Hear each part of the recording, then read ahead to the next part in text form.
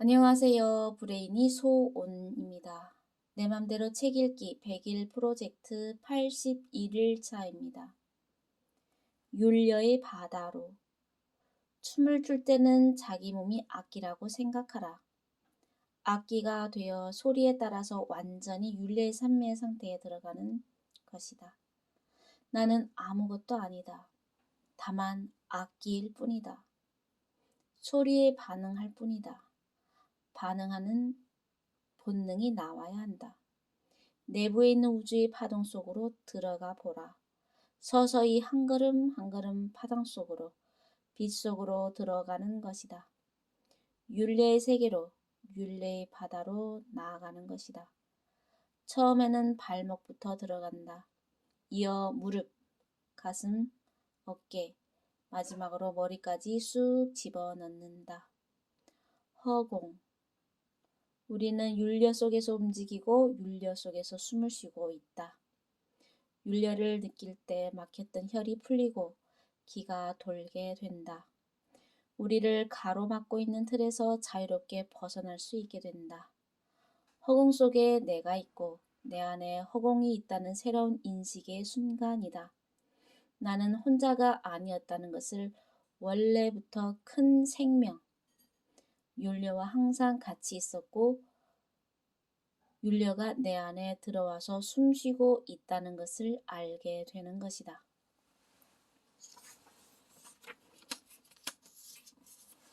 틀. 율례의 세계로 들어가면 우리 안에 있는 무한한 본능이 움직인다. 대부분의 사람들은 그 본능을 통제하며 살고 있다.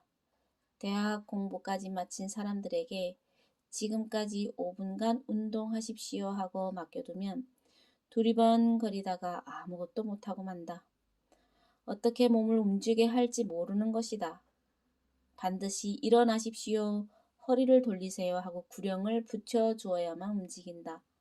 그만큼 생각이 굳어있고 틀 속에 갇혀있다. 관.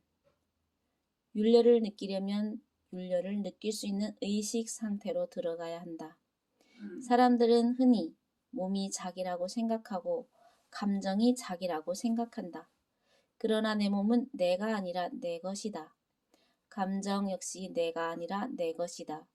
몸과 마음을 분리한 채 몸을 냉정히 바라보고 감정을 관할 수 있을 때 몸과 마음은 내 것이 된다. 의식이 아주 맑은 상태에서 라야 자신을 관할 수 있다. 진공. 진정한 율려는 몸이 완전히 사라졌을 때 느낄 수 있다. 그것은 몸이 우주에 완전히 녹아버려서 아무것도 없는 상태, 물질 세계가 사라져버린 상태이다. 완전한 진공 상태에서 몸은 사라지고 남은 것은 허공밖에 없다. 그때 비로소 대자유를 느낄 수 있고 우주의 큰 율려, 세계가 다가온다. 율려가 내 몸 안에서 살아 뛰기 시작한다. 율려 안에서 내 몸이 지구가 되고 우주가 된다. 내 몸은 내가 아니구나. 나는 지구이고 우주이고 하느님이구나 하는 것을 깨닫게 된다. 그 순간의 환희심이란 이루 말할 수 없이 크다. 천지 마음. 내 마음이 사라져버리는 것을 체험하고 나면 죽음이 두렵지 않다.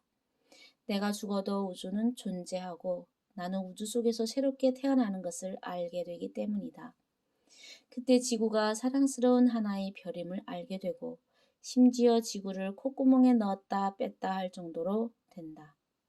이러한 의식 속에서 지구를 보면 지구가 나인지 내가 지구인지 모를 정도로 동일체가 된다. 나라는 자가 커져서 우주의식을 깨닫게 되고 모든 것을 창조하고 재생시키는 에너지의 근원인 율려를 알게 되는 것이다. 이러한 의식 세계에서 시가 나오고 노래가 흘러나오면서 율려를 사용하게 된다. 저절로 시상이 떠오르고 가락이 나온다. 그것이 천지 마음이고 창조주의 마음이다. 그윽한 율려 속에서 이것이 창조주의 마음이구나. 이러한 창조주의 마음자리에서 별도 만들어지고 태양도 만들어졌구나 하고 창조주의 마음을 훔쳐볼 수 있게 되는 것이다. 종교 이전. 율례는 종교가 생기기 전 태초부터 존재했다. 종교가 있기 전에 하늘과 땅, 사람을 노래하는 춤이 있었고 노래가 있었고 기도가 있었다. 이들이 틀을 갖추면서 종교가 되었고 문화가 되었다. 모든 종교와 깨우침이 이르는 여러 가지 사상과 정신, 문화를 모두 아우르는 수 있는 것이 바로 율례이다. 종교나 사상 자체에 머무르면서 서로 대립할 수밖에 없다. 이제 그 좁은 틀에서 벗어나 모두 함께 생명 에너지의 근원인 율례의 세계로 나아가야 한다.